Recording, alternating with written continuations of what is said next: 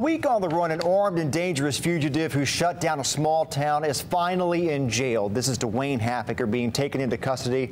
Earlier this afternoon, deputies found him in a vacant home, dressed head to toe in camouflage. Good evening. I'm Josh Rowe. And I'm Kim Chapman. The search for Dewayne Halfacre forced schools in Whitwell to shut down, businesses to close, and had people on edge really all week.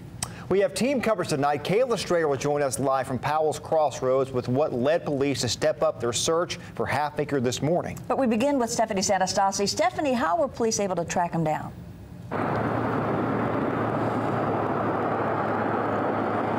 Well, Kim, the sheriff says police were ultimately able to find him after they got information from a third party.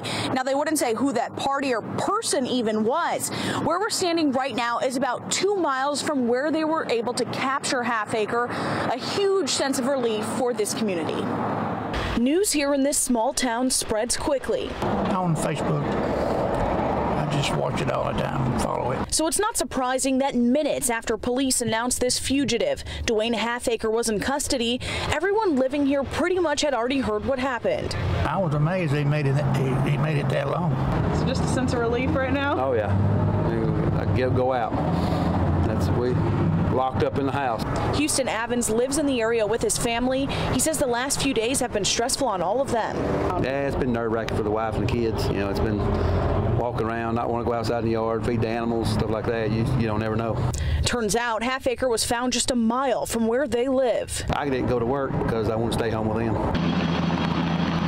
The search didn't really intensify for Dewayne Halfacre until early this morning. We had a church broke into, officers responded, brought dogs in to track him.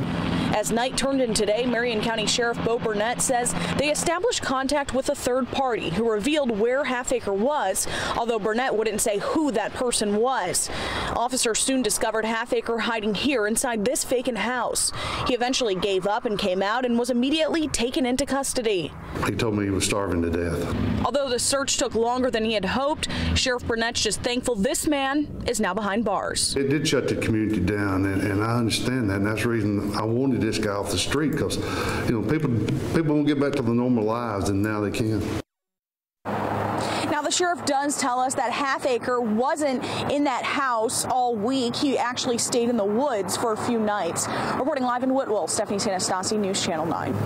Stephanie, thank you. The search began Friday in Rutherford County. Police say Halfacre was captured on a surveillance camera robbing a store. Then on Monday, deputies say he was involved in a crash on Porter McCurry Road, but then got away. And then Tuesday, Halfacre allegedly crashed a stolen patrol car up the road near Whitwell's Dollar General store. But the beginning of the end happened this morning when a break-in was reported at Powell's Crossroads Church of God. News Channel 9's Kayla Strayer spoke to the pastor today. She shows us how he reacted after finding out his church was now in the middle of this search. Kayla.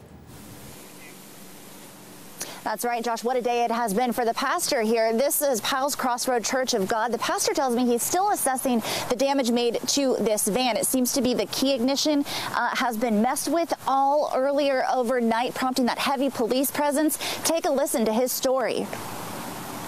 Upchurch woke up to a middle-of-the-night phone call from his security company telling him his church, Powell's Crossroads Church of God on Highway 283, was just broken into. By the time I got dressed and got over to the church, the parking lot was full of sheriff's deputies and police, local police, but heavy law enforcement everywhere. Crews searching for Dewayne Halfacre by land and air in the middle of the night. They were there with dogs going around the van all up through the woods, the helicopters and drones. I thought I wouldn't ever want to be running from them. It's been an all-week ordeal for Brent and his community, keeping doors locked and weapons close by. Well, most everybody in the area have weapons. You know, guns live at every house. Brent says he's praying for everyone involved and glad this ended peacefully. It's good to know we got first responders and police force that are willing to come out in the middle of the night or morning protecting people. And again, the key ignition has been messed with. The pastor trying to get that fixed as quickly as possible. He tells me inside the church, there doesn't appear to be any damage or any items missing. So that is the good news, but definitely the talk of the town. We've been talking to some church members just wondering what was going on all day. So for now, reporting live in Marion County, Kayla Strayer, News Channel 9. Kayla Strayer, thank you. This afternoon, we spoke to Halfacre's mother, Carolyn Halfacre. She tells us she never expected her son to do something like this. She tells us Halfacre's wife was at the scene when Dewayne Halfacre was arrested. She was able to see him. But they did let her go back and talk to him, and he was starved to death, and they did get him something to eat. She tells us her biggest fear through all of this was that her son would get hurt. She also described the plea she made to police while her son was missing. I said, if you've got to hurt him or shoot him in the leg, please, do not kill my son. Carolyn Halfacre tells us she's hopeful her son will get the help he needs while in custody. Halfacre's cousin, Tammy King, also sent us this statement. It says, our family is relieved this ended peacefully. We would like to take the time to thank everyone in the community who prayed for this peaceful end. And Halfacre had warrants for Friday's robbery out of Rutherford County. Another man charged in that case was arrested Monday in Marion County. Halfacre also has burglary and vandalism warrants out of Marion County and faces robbery and aggravated assault charges out of Georgia. East Hamilton